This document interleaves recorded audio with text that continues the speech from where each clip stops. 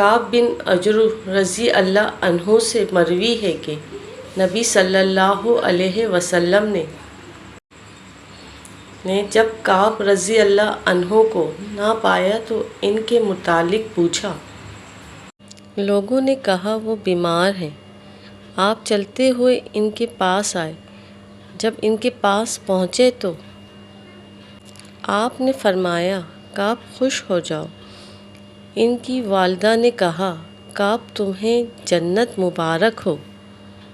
آپ صلی اللہ علیہ وسلم نے فرمایا یہ اللہ پر قسم کھانے والی کون ہے؟ کعب نے کہا اے اللہ کے رسول صلی اللہ علیہ وسلم کہ میری والدہ ہیں۔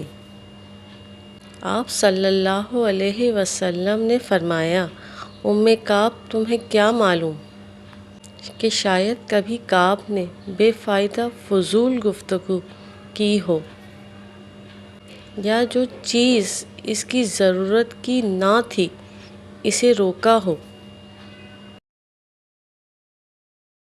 عائشہ رضی اللہ تعالی عنہا نبی صلی اللہ علیہ وسلم سے بیان کرتی ہیں کہ آپ صلی اللہ علیہ وسلم نے فرمایا اللہ کے ہاں سب سے ناپسندیدہ شخص وہ ہے جو بہت زیادہ جھگڑالو ہو۔